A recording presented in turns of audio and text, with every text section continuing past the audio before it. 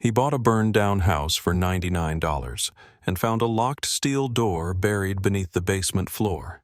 Inside lay files marked closed, each one bearing the names of missing children from Cold Ridge, Montana. One of them was still alive.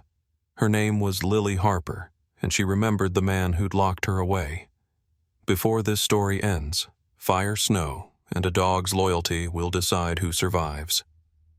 If you want to know how one forgotten house changed everything, hit like, subscribe, and follow this story to the end. The snow fell like fine dust as Officer Ethan Cole stepped out of the county office, a thin manila envelope tucked under his arm and his German Shepherd Max close behind. The wind swept through the narrow streets of Cold Ridge, Montana, whispering around empty storefronts and telephone lines. The town was half buried in winter still and gray, the kind of place that looked as though time had decided to wait until spring. Ethan unlocked his truck, slid the envelope across the seat, and Max rested his head on it, as if guarding it. "It's ours, boy," Ethan said softly. $99 and a signature. The deed felt unreal in his hand. Lot 12 Harper Street. A whole house for less than a month's groceries. It didn't feel like luck. It felt like something that had been forgotten and didn't want to be found. They drove slow through the snowbound streets, Max's eyes fixed on the pale houses sliding past. Ethan tried not to think of the city he'd left behind, the headlines, the hearing the word unjustified. He had come north to disappear quietly to give Max the peace they both deserved. Harper Street waited at the edge of town, its mailboxes half swallowed by snowdrifts. The house stood 2 stories tall but narrow, its siding the color of ashes. A single porch light hung crooked over the door, unlit for years. Ethan parked, cut the engine, and sat for a long moment. "Home," he said finally. The wind didn't answer. Inside the house smelled of dust and wood long sealed from air. Floorboards creaked in protest with each step. Max moved cautiously, sniffing corners, his paws silent on the worn boards. Ethan explored room by room, a kitchen with cabinets hanging loose, a narrow staircase, a bedroom where wallpaper peeled like tired skin. It wasn't much, but it was theirs. In the kitchen, he set the envelope on the counter, smoothing it flat as though calming a heartbeat. The silence was thick but not hostile, just waiting. In the basement, the air dropped cold enough to sting his lungs. A single bulb flickered overhead. Max went first, tail low, ears twitching. The furnace sat rusted in the corner, a relic that might still breathe if coaxed. Ethan traced the pipes, noting the gas valve shut off, tagged with old handwriting. "We'll bring you back," he murmured. Max's nails clicked against the concrete, then stopped. The dog sniffed along a section of the wall, whining once. Ethan knelt. The concrete was smoother there, newer, a thin seam running across the floor. "What is it?" "Max." The dog pawed once, then sat, eyes fixed. Ethan fetched his pry bar from the truck. When metal met concrete, the echo sounded hollow beneath the surface. He worked the edge carefully until the bar caught something and lifted free a small tin box, rusted and cold. It had no lock. Inside lay a single Polaroid photo of a little girl in a winter coat standing right in front of this same house. The porch sagged the same way, the siding bore the same scars. On the back, in hurried handwriting, "She never left." Ethan stared at it for a long time. The girl couldn't have been more than 7 or 8. Her expression was solemn, steady, as if she already knew what the words would mean years later. Max gave a low, uncertain growl. "Easy," Ethan said. But the hair at the back of his neck prickled. He slipped the photo back into the tin and pocketed it. Above them, a gust pressed against the house, and the bulb swayed on its wire, making shadows move like memories. "It's just a house," he told himself. But part of him, the part that used to read rooms before stepping through the door, knew better. Back upstairs, he made coffee on his camp stove, steam rising faintly into the cold air. Max settled by the window, head resting on his paws, eyes never leaving the yard. Outside, the snow deepened, smoothing everything into sameness. Ethan sipped the bitter coffee and looked again at the envelope and the old tin box beside it. A deed and a secret both paid for in full. He told himself the photo was just a relic, a leftover from the family that had lived here before taxes and time stripped their names off the mailbox. Yet as he looked around the dim kitchen, he could almost sense a shape to the silence awaiting. Max's ears twitched. Somewhere outside, faint but clear, came the crunch of a single step in the snow. Ethan froze. Max rose soundlessly, moving to the door muscles tight beneath his fur. The sound didn't come again. Just wind, or maybe not. Ethan exhaled slowly and scratched behind Max's ear. "We're fine," he whispered. But he left the porch light burning as night closed around the house, its faint glow trembling in the storm. The next morning arrived, colorless sky, and ground the same pale shade of exhaustion. Ethan brewed coffee on his small burner, the sound of it comforting in the quiet. Max lay near the door, half asleep, but alert in the way dogs are when they know their person is thinking too much. Ethan had barely begun unpacking when he saw an old man walking a snow shovel across the street, the kind of neighbor who knows everyone's history and pretends not to. Ethan went out, steam from his breath rising like faint smoke. "Morning," he said. The man nodded, leaning on his shovel. "Didn't think anyone would ever buy that place," he said, his voice raspy from years of cold air. "That's the Harper house." Ethan hesitated. "The name's on the deed." The man looked past him at the house. "Fire took it 10 years ago, not the building, the family. James and Clara Harper and their little girl. Fire department said it started in the basement, maybe electrical. But there wasn't enough damage to explain why they all disappeared." He paused, eyes narrowing. "Whole case got closed before the ashes cooled." Ethan felt the air shift colder somehow. "You live nearby, then?" The man nodded. "All my life. Name's Walter Finch. You'll see me around." He tapped the shovel into the snow and walked away, leaving only that word fire glowing faintly like an ember in Ethan's thoughts. Inside, Ethan jotted notes in a small pad out of habit, Harper family basement, unexplained.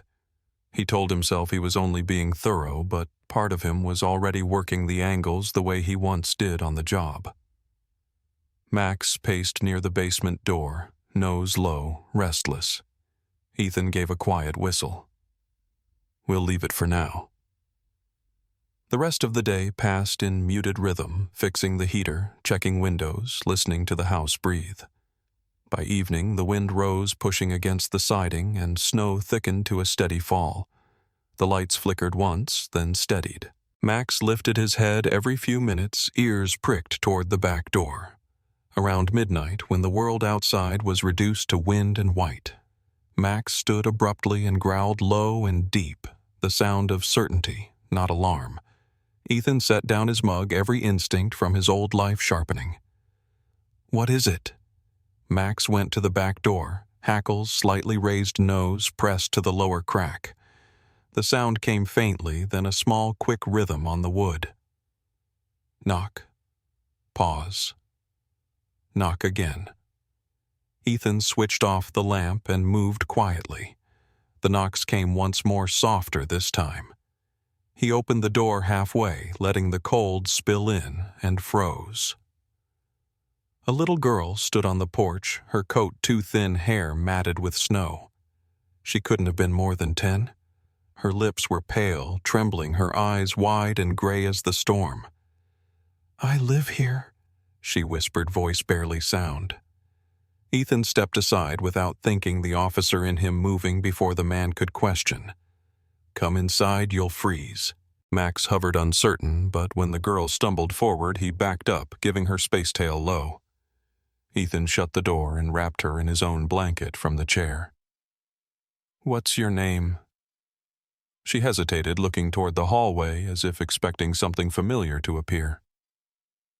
"Lily," she said finally. Lily Harper. The name struck Ethan like a slow echo. He crouched to her level. "Lily Harper lived here before, didn't she? A long time ago." The girl nodded slightly, eyes unfocused. "This is my house. My room is upstairs." She pointed toward the narrow staircase. Ethan glanced that way. Dust, old boards, nothing else. "You've been out there alone." She didn't answer. Max stepped closer, sniffed her glove, then licked her hand once a small truce. Ethan recognized the way Max looked at her, protective already. He made her sit near the stove, poured warm water into a cup, and tried again. "Where are your parents?" "They're not coming," she said simply. Her voice carried no fear, only weariness. Ethan didn't push. She was shaking now from cold or memory or both. He fetched a clean shirt and draped it over her shoulders. Her hands were small and scraped, not the kind of marks a child gets from falling, but from running, from grabbing onto rough surfaces in haste. She watched Max and reached out. The dog let her touch him, leaning slightly into her palm. It was a gesture Ethan had seen only a few times, Max's way of saying safe enough for now. When she was calmer, Ethan asked, "Do you remember how you got here?" Lily frowned. The bus stopped. Then it was quiet. "I walked." "What bus?" "The one that comes at night." Her answer made little sense, but her tone was final. She looked around the room, eyes catching on the old clock above the mantel. "It's all still here," she murmured, half to herself. Ethan followed her gaze. The clock hadn't worked in years, its hands frozen at 2:17. Something in his chest tightened. "Lily," he said gently, "the Harper family. Do you know what happened to them?"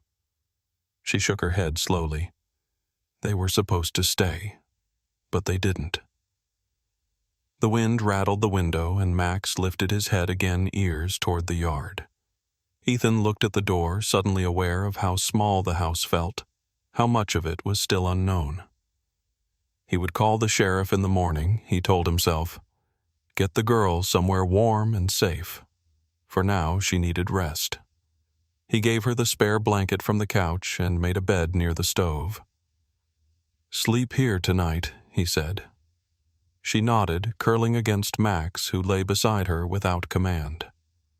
The dog's breathing steadied, slow and heavy, anchoring the silence.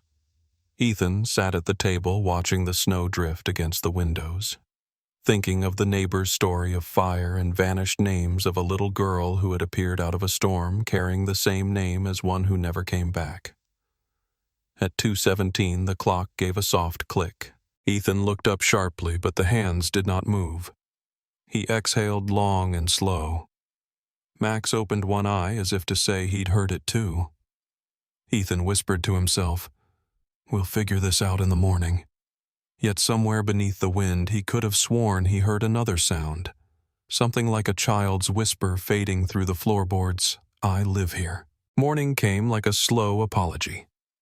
Ethan woke stiff from the chair by the stove, the smell of old ash still clinging to the air. Lily slept beside Max, her small hand resting on the dog's back as if she'd been doing that for years. The storm had eased the light outside, gray but moving.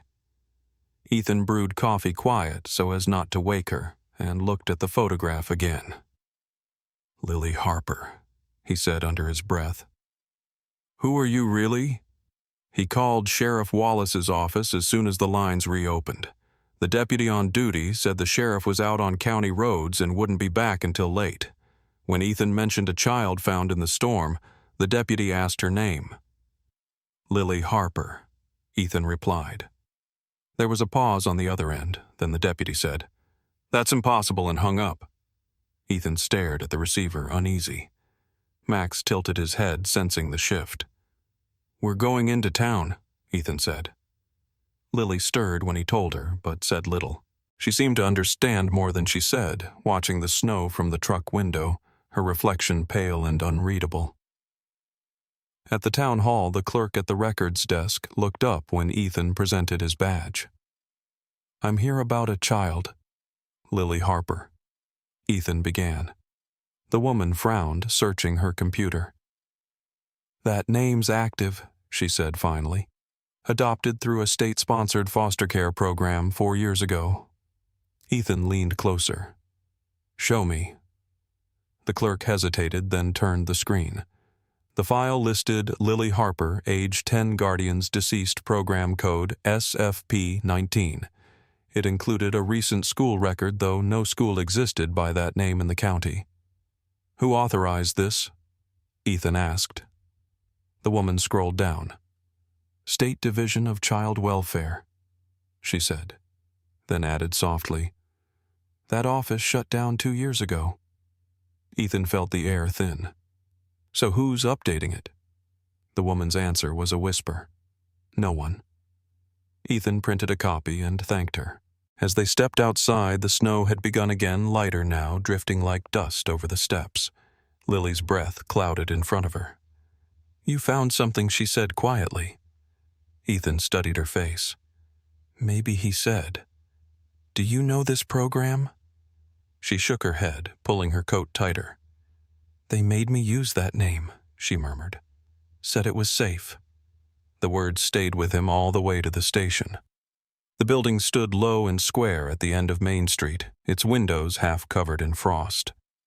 Inside, the hallway smelled of coffee and floor wax. He greeted the duty sergeant and said he needed access to old case storage.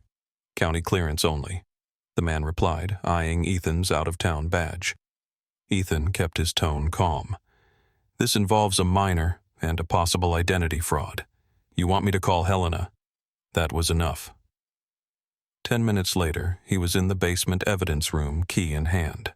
Max followed at his heel tail, brushing dust from the floor. The room was dim, lined with filing cabinets labeled by year and case type. Ethan moved slowly, scanning tags, taking notes. Max wandered to a far corner nose close to the floor, sniffing as though following an invisible trail. He stopped near a cabinet marked Archived, Internal Use, and gave a soft whine. Ethan knelt. "What do you smell?" Max pawed the base, then pressed his nose against the side panel, inhaling deeply. There was a faint metallic scent in the air, iron and oil and something older like forgotten metal. Ethan felt along the cabinet's edge. One of the side plates was loose. He pried it open with his pocket knife and found a narrow gap behind it. Inside, a file wrapped in brown paper rested on the concrete. He slid it out carefully. The first page bore an old departmental header, Cold Ridge Police Department. Evidence log restricted access. His pulse quickened as he read. The report described the Harper Street house as a temporary safe house for juvenile witnesses involved in an ongoing federal trafficking case. Date 12 years ago. Project name Haven Point. Signatories several local officials, and at the bottom, in firm blue ink, Captain Raymond Hale. Ethan stared at the signature. He had not seen that name in 2 years, not since the hearing that cost him his city post. Hale had been the one to testify that Ethan's judgment was compromised by emotional attachment. Now his name appeared on a classified document about a house Ethan had bought for $99. He flipped through the pages. The operation had been canceled abruptly after an internal review. Assets seized, files sealed. The last entry was brief: relocation complete. Site closed. No mention of the children. Max gave another low growl. Ethan looked around, aware suddenly of the silence of how the building above them creaked with heat and wind. He took photos of each page with his phone, then replaced the file where he'd found it. When he emerged from the basement, the sergeant at the desk asked if he'd found what he needed. "Not yet," Ethan said, voice steady. Outside, the snow had stopped again. Lily sat waiting in the truck, her breath fogging the glass. Ethan slid behind the wheel, handed her a paper cup of cocoa from the vending machine and started the engine. She looked at him, eyes searching. "You saw something," she said. "I saw a name I know." He answered. She hesitated. "Someone bad." Ethan looked out toward Harper Street. The answer rose in his throat but stopped short. "Someone who knew this house better than I do." Max barked once, sharp and certain, as if agreeing with something neither of them had said. Ethan turned onto the main road, snow whispering beneath the tires. The past was beginning to move again, and it was using real names. The drive back from town was quiet except for the crunch of tires on frozen slush and the faint hum of the heater that never quite caught up with the cold. Lily leaned against the passenger seat, her eyes closed, but her breathing alert as if listening to something beyond the truck's hum. Max sat upright in the back, gaze fixed on the rearview mirror, every so often giving a low huff. Ethan couldn't shake the name on the file. Raymond Hale. The letters felt carved into his ribs. He had trusted that man, once believed his mentorship was loyalty and not convenience. The snow began again, soft but deliberate, as they turned onto Harper Street. The house looked smaller against the gray sky, its roof bearing new weight. Ethan parked, killed the engine, and sat for a moment. "Lily," he said quietly, "you said they made you use that name. Who's they?" Her eyes opened slowly. "The people who said they'd keep me safe," she whispered. That was all. Ethan wanted to press her, but didn't. Instead, he said, "Stay with Max while I check something downstairs." She nodded and reached to rest her hand on the dog's head. Ethan took his flashlight and went down to the basement. The air was sharp with cold and concrete dust. The patch of wall where Max had pawed days earlier caught his eye again. It looked slightly different in the new light, smoother, like someone had redone it not long ago. He crouched and ran his fingers along the plaster. The texture was too clean for the rest of the room. "You were right, partner," he murmured. Max barked once from upstairs, a faint acknowledgement. Ethan fetched his tools from the truck, a hammer chisel and pry bar. He worked slowly, careful not to make noise that might startle Lily. Plaster broke away in flat, dull chunks, exposing darker concrete beneath. His flashlight beam caught a glint of something metallic behind the dust. He chipped at the last layer until the tool rang sharply against steel. The sound echoed up the stairwell like a bell calling an unwelcome service. He cleared the remaining debris, and there it was, a smooth steel panel, tall and wide, embedded in the foundation. No hinges, no visible seams, just the faint outline of a rectangle with a recessed center. When he brushed away more dust, faded letters emerged: Cold Ridge PD Evidence Unit. Ethan stared at the words, his breath misting in the beam. A police evidence door sealed inside a private basement. It didn't make sense. He shone his light over the surface again. Near the right edge was a key slot, shallow oblong, different from any household lock. He knew it instantly. A police master key slot, the kind issued only to command-level officers. His heart thudded once, then steadied. Captain Hale. It was his signature on the file, his jurisdiction, his key. Ethan pressed his ear to the door. Nothing. No hum of power, no movement, only silence heavy enough to feel. He stepped back, taking in the structure. The steel wasn't new. It had been built as part of the foundation, maybe when the house was first converted for official use. A secret evidence vault hidden, sealed, forgotten, or deliberately buried. The question was why. Upstairs, he heard Max pacing. Then a soft sound, Lily's voice. "Ethan." He turned off the flashlight. "Down here," he called. Her footsteps hesitated at the top of the stairs. "You shouldn't be alone," she said. "It doesn't like that." The phrasing made him pause. "What doesn't?" She didn't answer. Max barked once, sharp, protective. "It's all right," Ethan said, trying to sound steady. Stay upstairs with him." When her steps retreated, he looked again at the steel door. The light glinted off the faded lettering, and he imagined the years when officers had passed through it daily, carrying boxes sealing away pieces of truth they didn't want to lose or didn't want to be found. He thought of the missing Harpers of the safe house designation of Lily's reused name. The pattern was forming, though its edges were still blurred. Someone had turned this place into both a refuge and a prison. He touched the edge of the lock. Without a master key, there was no opening it, not without cutting tools or explosives. He noted the key shape, the distance to the latch, the welds around the frame. Whoever sealed it had meant it to stay shut. Max came down halfway, watching him from the steps, tail stiff. Ethan met the dog's eyes. "We'll figure it out," he said softly. "But not tonight."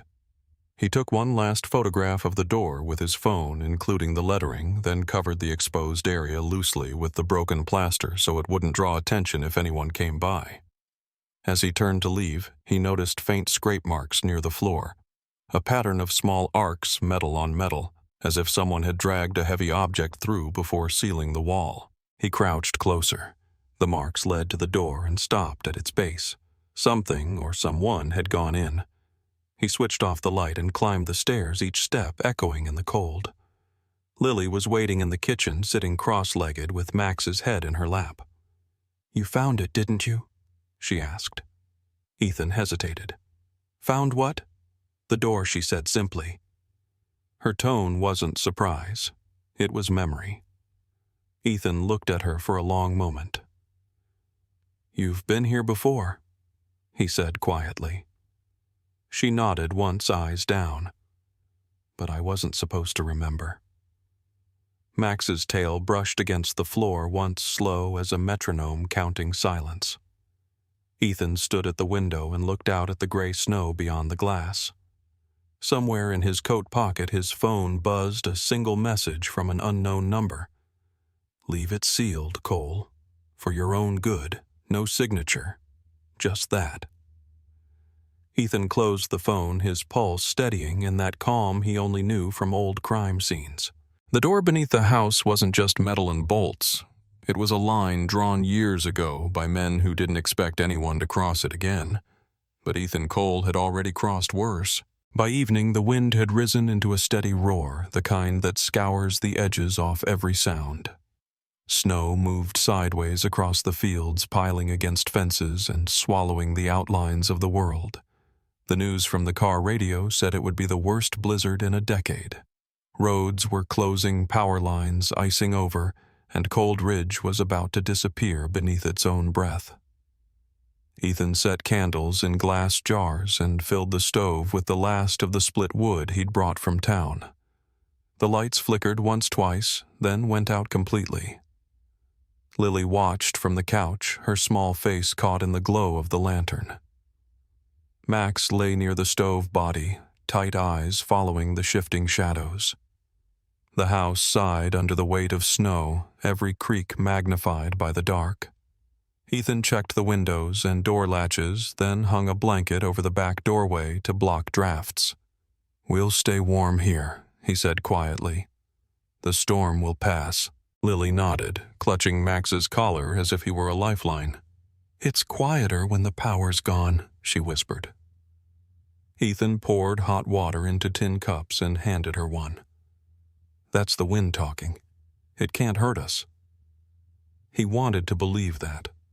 The wind outside was an animal circling its cage. Each gust seemed to test the walls, searching for a seam. Hours passed in a rhythm of tending the stove, checking the fire, and listening. Max's ears twitched each time the wind paused, as though silence itself were suspect. Around 9, the temperature fell sharply.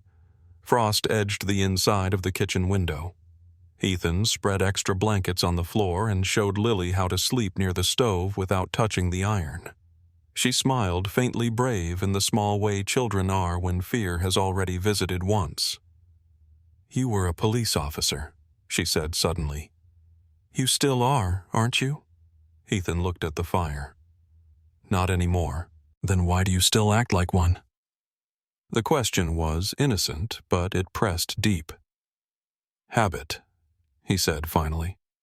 She nodded, satisfied for the moment, and leaned against Max, who rested his head on her knee. The lantern burned low, the flame a quiet heartbeat in the room. By midnight, the storm's voice deepened a low hum like distant machinery. Ethan sat by the window, trying to make sense of the darkness outside. Snowflakes struck the glass with a faint tick, a rhythm he nearly mistook for footsteps. Then Max's head lifted, ears pricked, muscles suddenly taut. A sound came from the back of the house. Not the wind, not wood settling, but metal turning softly. The unmistakable click of a key finding its lock. Ethan froze. Max rose silently, teeth bared but not yet growling, waiting for Ethan's cue. The lantern's flame flickered, casting the kitchen into long, uneven shadows. Ethan motioned Lily toward the corner behind the stove. "Stay there," he whispered. She obeyed without question, curling small behind the firewood stack, her eyes wide and shining. The next sound was quieter still, a faint scrape of a latch being lifted from the outside. Ethan's pulse steadied the way it always had when something went wrong, and there was no one left to call. He reached for his sidearm out of instinct and found only the empty space where his badge had once lived. Max stepped closer to the doorway, low growl rising from his chest. The back door handle turned once, then stopped. For a long moment there was nothing. No wind, no sound, just the kind of stillness that feels chosen. Then the lock turned again, this time smoother, deliberate. Ethan's stomach tightened. Whoever was out there had a key. Not just any key. He'd heard that soft double click before a master key from a police issue set. He looked toward Lily. She was trembling not from cold but recognition. "He's here," she whispered. "Who?" Ethan asked, though he already knew. "The man from before," she said. Max barked once, deep and sharp, breaking the silence like a shot. The door eased open half an inch, a sliver of white light from the snow filtering in. Ethan crossed the room, silently motioning Max to stay. He pressed his hand against the frame and pushed it closed again with slow, firm pressure until he heard the latch catch. Then he slid the deadbolt and wedged a chair under the handle. "Back," he whispered. Max obeyed but didn't take his eyes off the door. Outside, the wind shifted again, carrying the faint crunch of footsteps retreating toward the trees. Whoever had come wasn't gone far.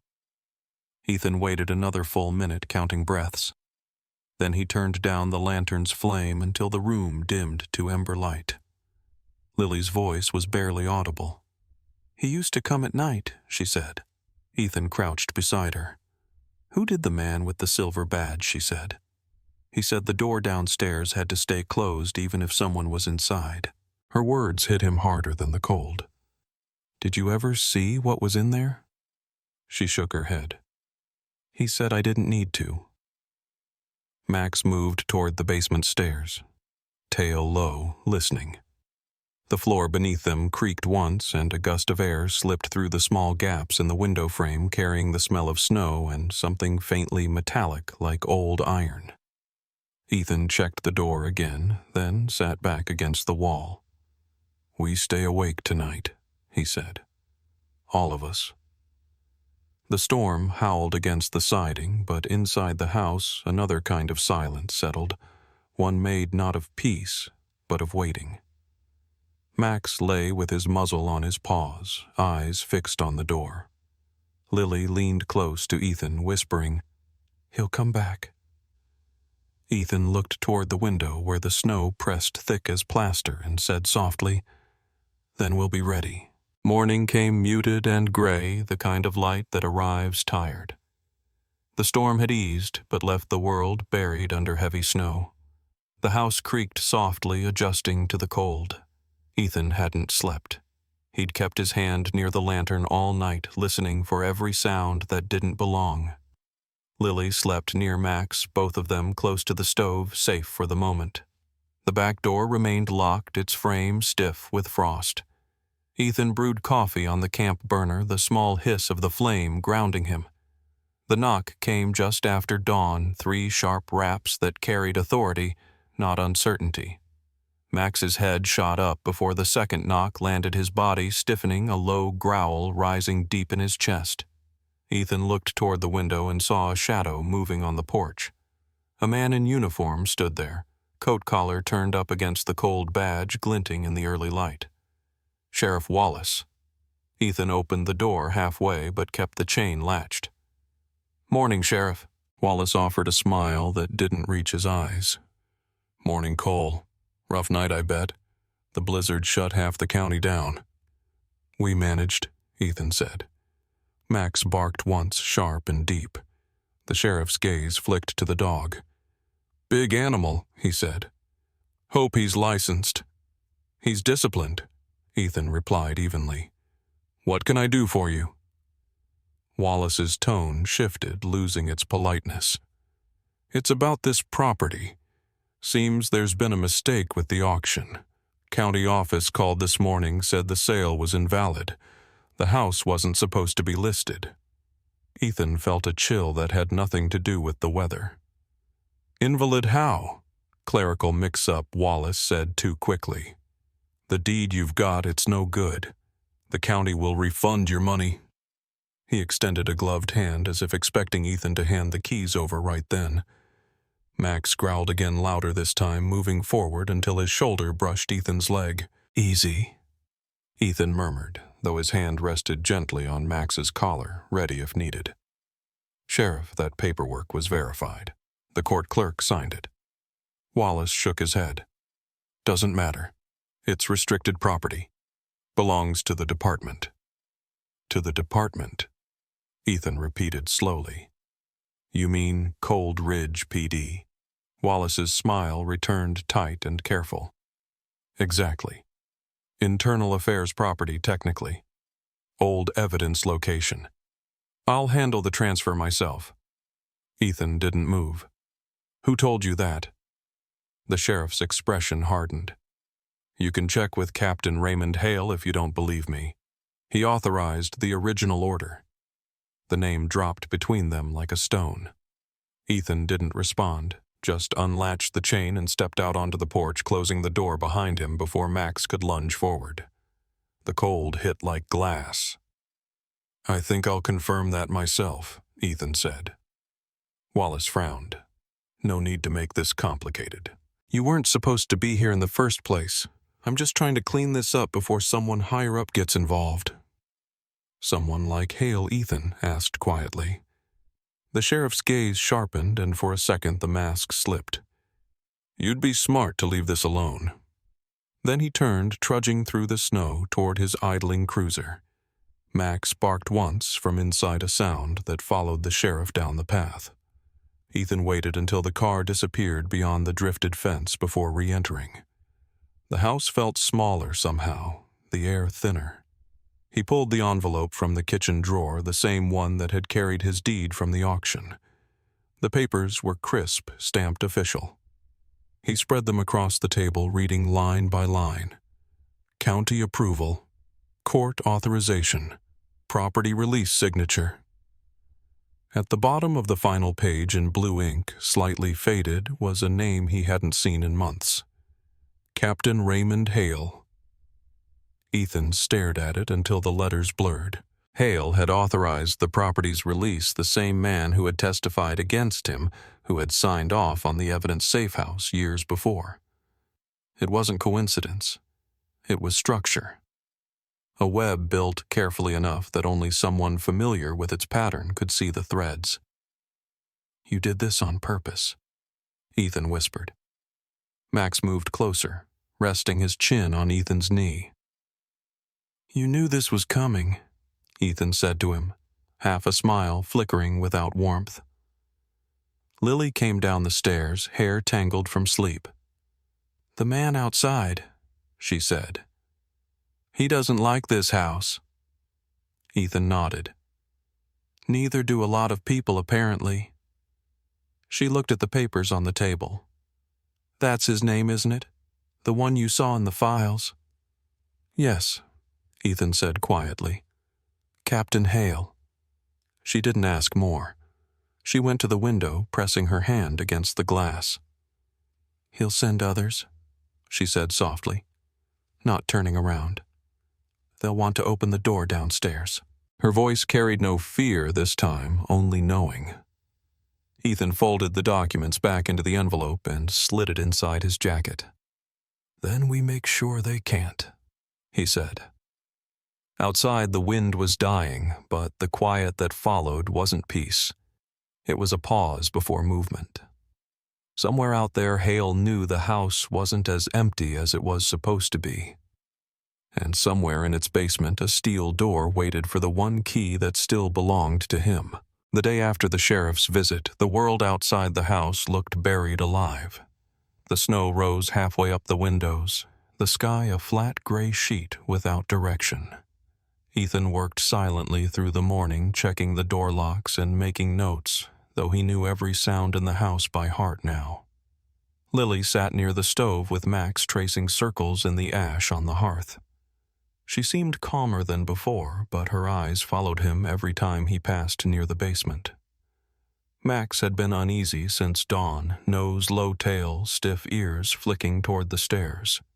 Finally, as if his patience had run out, he stood and padded to the basement door. He looked back once, then barked softly, just once. Ethan exhaled. You want me to see it again? He said quietly. The dog's gaze didn't waver. Ethan took the flashlight and went down the old wood steps, creaking under his boots. The basement air was sharp, tasting of cold metal. The steel door gleamed faintly through the cracks where he'd pried away plaster. He hadn't planned to go further. Every instinct warned him to wait. But Max pressed his shoulder against the door, whining low nose at the base of the frame. Ethan knelt, ran his hand along the edge, and felt a small shift under his fingertips. A thin seam ran along the floor, nearly invisible. He pried it with a screwdriver until a panel slid open, revealing a short lever. You've got a good nose, Ethan murmured. He pulled the lever. Something inside the wall clicked softly, and the steel door released with a faint sigh, swinging inward an inch. Cold air seeped out thick with dust and paper. He pushed it open fully and stepped inside Max at his side. The flashlight beam caught dust drifting like snowflakes in the still air. The room was small square, lined with filing cabinets stacked to the ceiling. It smelled of rust and old ink. Ethan brushed his gloved hand over the nearest drawer. The label was yellowed, the letters stamped faintly, Missing Persons, Juvenile. Each file bore a red stamp, closed.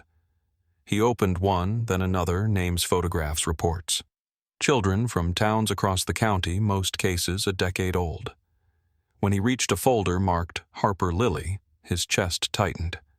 The photo showed a girl of about 7, dark hair, gray eyes. The date of closure read 10 years ago. Cause deceased. Ethan stared at the picture, then looked toward the doorway. That's not possible, he whispered. Max whined softly, pawing the ground, then moved toward the far corner. What is it? Ethan followed the beam of his flashlight sweeping over the floor. In the corner, under a fallen chair, something metallic caught the light. He crouched and reached beneath, pulling out an old police badge, tarnished but still legible. Captain Raymond Hale. The number matched the badge Ethan had memorized years ago. He turned it over and found a small evidence tag still attached. Beside it lay a compact black case.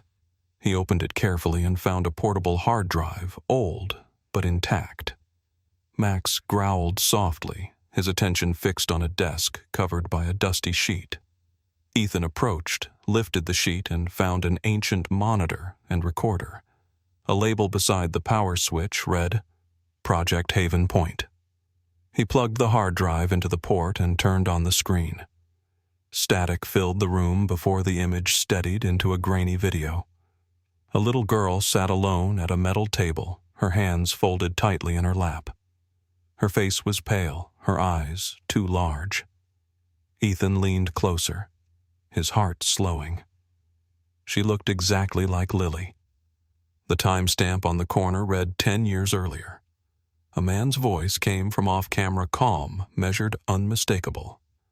Lily said, "Captain Hale, you have to tell me who was with you in the house." The girl shook her head. "I want to go home." "You will," Hale said softly. "But first tell me who the others were."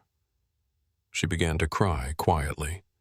Ethan turned down the volume, his hand trembling. The tape ended abruptly in static. He shut off the monitor, staring at the dark screen. 10 years ago. Same face, same name. Either someone had replaced the identity completely, or Lily was part of something much larger than he could yet understand. Max gave a sharp bark, spinning toward the open door. Ethan froze, listening. Faint footsteps creaked above them, deliberate and slow. Not the wind. He pocketed the badge and the hard drive, then whispered, "Come on." They moved up the stairs, light off, breathing shallow. At the top, he paused. The sound stopped. The house was silent again, the kind of silence that feels like someone waiting for you to speak first. Ethan looked back into the darkness below, where the open room waited with its quiet secrets. He could feel Hale's shadow in every file, in every word stamped closed.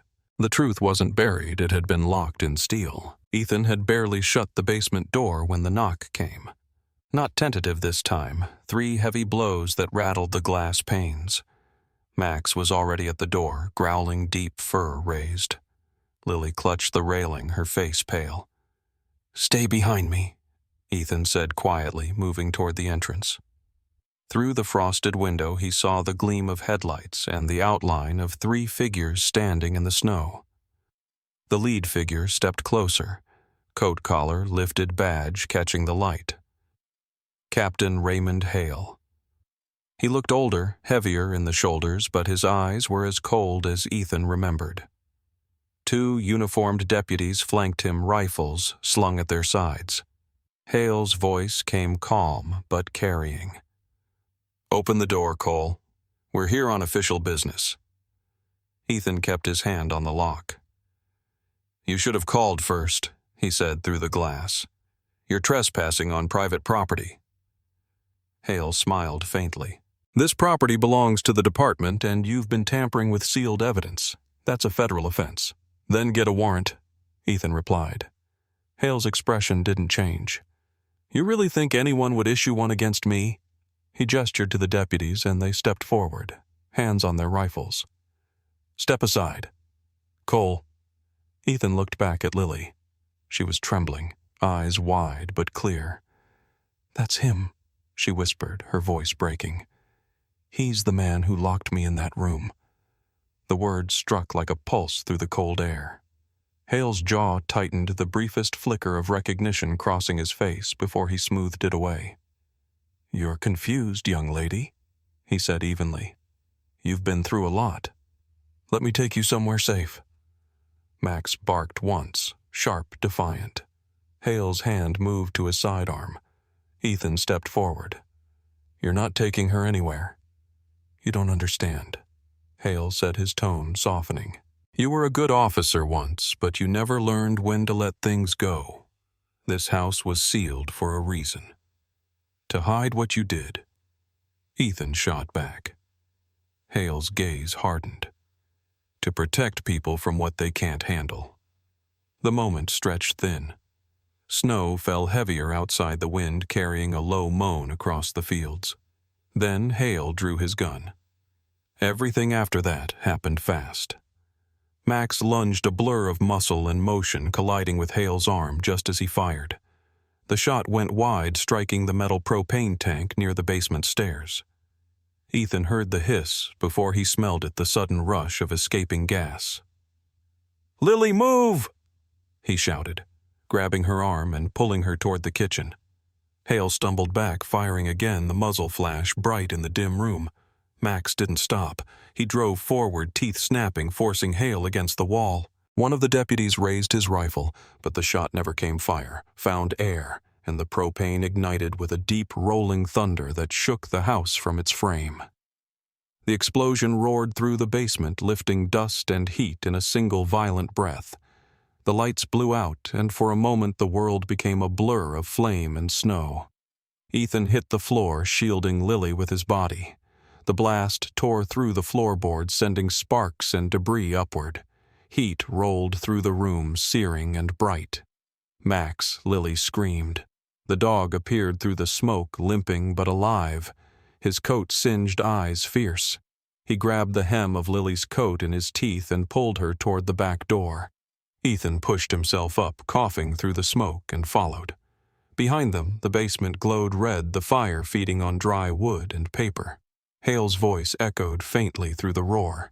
"You have no idea what you've done, Cole." Ethan turned once, catching a glimpse of him through the rising smoke gun still in hand, face lit orange by flame. The floor between them collapsed, swallowing the steel door, the evidence room, everything that had waited in the dark for a decade. Max broke through the back door, dragging Lily into the snow. The cold hit like a slap, clean and shocking after the heat. Ethan stumbled after them, falling to his knees beside the porch. The wind howled across the open field, carrying ash and sparks into the night.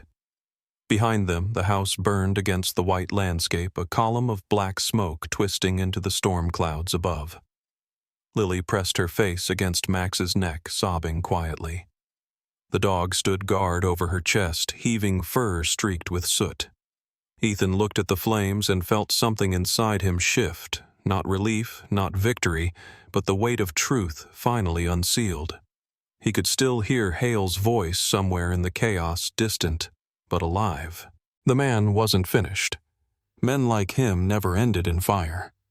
Ethan turned toward Lily, brushing ash from her hair. "We have to move," he said. "He won't stop." She nodded, clutching Max's collar. Together they started down the path through the snow, the glow of the burning house fading behind them. The night was endless and cold, but for the first time Ethan knew which way he had to go. The house burned behind them like a signal fire, flames biting into the sky, while snow swirled in angry spirals around it. Ethan's breath came sharp in the freezing air, his hands trembling not from fear, but from the rush of survival. Lily clung to Max, her face streaked with soot eyes reflecting the red glow. The propane tank exploded again, sending a deep rumble through the ground that seemed to shake the snow itself. Ethan turned toward the woods. "We can't stay here," he said. "He's still out there." Lily nodded, though her small frame trembled from cold and shock. He crouched in front of her, pulling the hard drive from his coat. The metal was hot even through the gloves. "Listen carefully," he said, pressing it into her pocket. "This is proof everything he's done, everything they covered up. You hold on to it no matter what happens." She looked at him, confused. "You're coming too?" Ethan shook his head. "Not yet. Max will take you into town. Follow the creek east until you see the church steeple. Don't stop for anyone." He turned to the dog. "Go with her. Keep her safe." Max hesitated, eyes locked on Ethan's understanding but unwilling. "Go," Ethan repeated softly. Max gave a low whine, then nudged Lily toward the trees. She hesitated a moment longer, then whispered, "You'll find us. I promise," Ethan said. He watched them vanish into the storm, two small figures swallowed by wind and white. Then he turned back toward the wreckage. The fire roared low now, eating the last of the roof. Through the haze, a figure stumbled out of the smoke. Captain Hale. His coat was torn. One sleeve burned, but his stance was steady, his pistol still clutched tight. Ethan stepped out from behind the drift, his voice cutting through the wind. "It's over, Hale." The older man turned, his expression twisted by smoke and fury. "You think you've exposed me? You don't know what's in that drive. Enough to bury you," Ethan said. Hale laughed once, breath white against the night. "Then I'll make sure no one ever sees it." He fired the shot, hissing past Ethan's shoulder. Ethan dropped behind the remains of a snow-covered wall, drawing the small revolver he'd salvaged from his pack. He fired once, hitting the snow near Hale's feet. The sound echoed across the valley, swallowed by wind. Hale ran limping toward the creek that bordered the property. Ethan followed, boots crunching through crusted snow, each breath sharp as glass. The night glowed faintly with reflected firelight. Hale reached the frozen creek first and began to cross his steps, careful at first, then frantic. The ice groaned under his weight. "Don't do it," Ethan shouted. "You won't make it."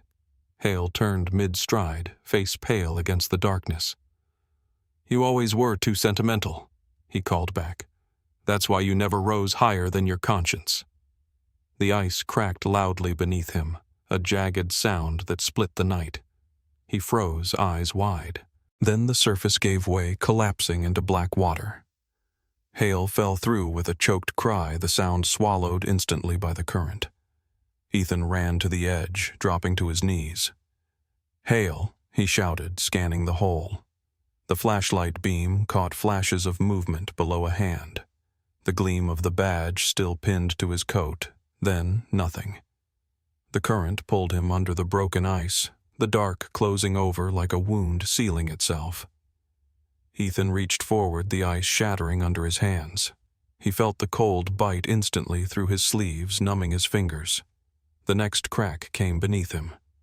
Before he could move, the ice gave way, plunging him waist-deep into freezing water. The shock stole his breath. He clawed at the edge, but the ice was slick and sharp.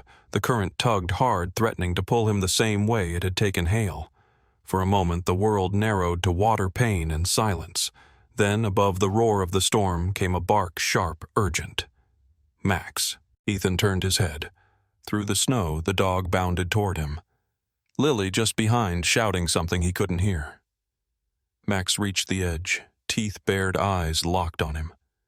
Ethan tried to pull himself up, but his arm slipped.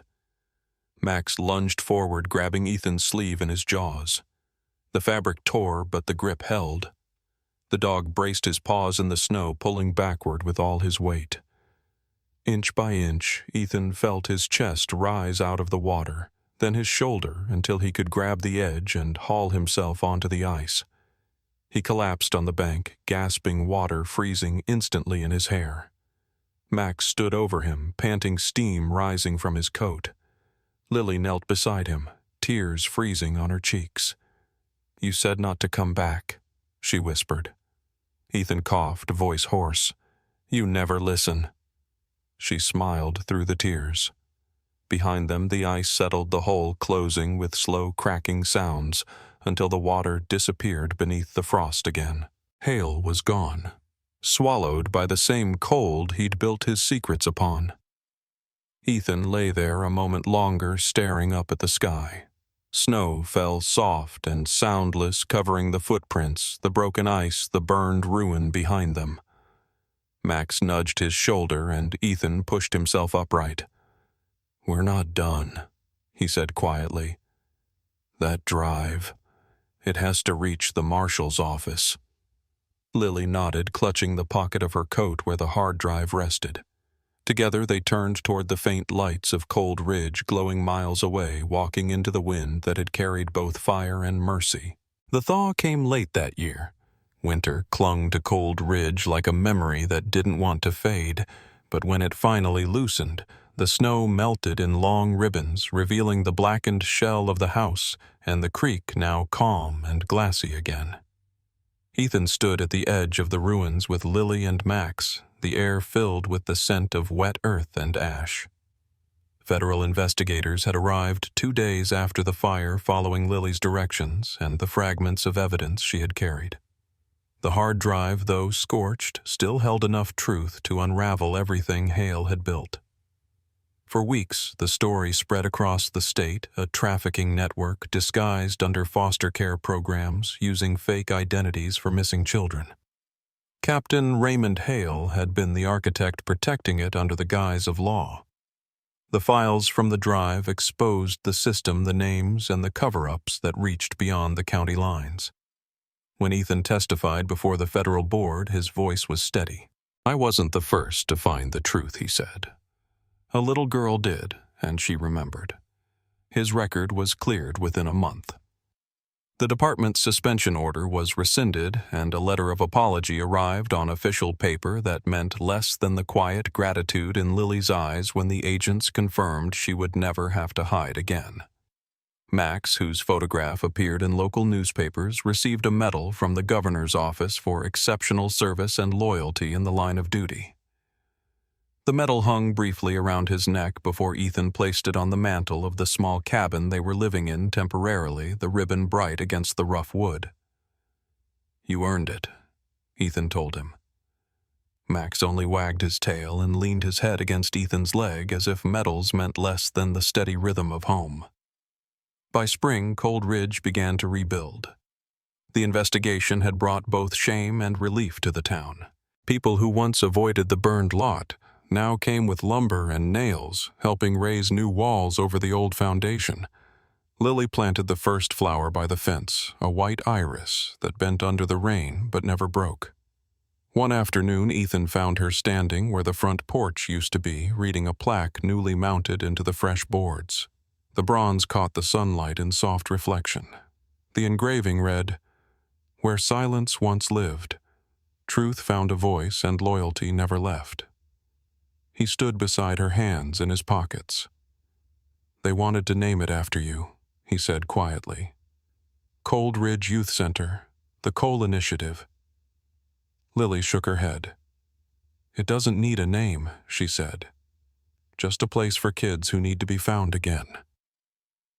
Her voice carried the kind of peace that doesn't come from forgetting, but from surviving. In the months that followed, the center opened its doors to children displaced by the same broken system Hale had corrupted.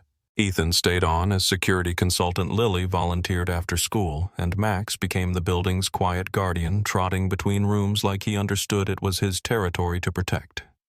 Visitors would sometimes see him lying by the entrance beneath the plaque ears, twitching at every new sound content, yet alert. One warm evening, long after the last workers had gone home, Ethan sat on the rebuilt porch, watching the sky turn gold over the hills. Lily came out with 2 mugs of cocoa, setting one beside him. "You still think about him?" she said. He nodded. "Sometimes." "Do you hate him?" she asked. Ethan thought for a moment. "No. I hate what he made people believe, that fear could keep the truth buried." She rested her head against his arm, quiet for a while. Then she said, "Max doesn't forget either." As if hearing his name, the dog lifted his head from the steps and looked out across the field where the grass had begun to grow through the last patches of snow. Ethan smiled faintly. "That's why he's better than all of us." The evening deepened, filled with the sounds of crickets and the soft creak of wood in the cooling air. The past still lingered in Cold Ridge, in the rebuilt timbers, in the faces of those who remembered, but it no longer ruled. The secrets once sealed in steel had been melted away by fire and time. Ethan looked toward the mountains, where the light faded slow and patient. For the first time in years, he felt the stillness of a man who had nothing left to prove. "Come on," he said, standing. "Let's go home." Lily took his hand. Max rose beside them, and together they crossed the porch, the plaque glinting behind them in the last light of day. Its words caught in the quiet like a promise kept. Thank you for watching till the end. If this story kept you on edge, don't forget to hit like and subscribe so you won't miss the next one. What do you think was the most haunting moment in Cold Ridge? Was it the locked steel door, or the night someone came back with the key? Tell us where you're watching from and share your thoughts in the comments. We read every single one. Your voice keeps these stories alive.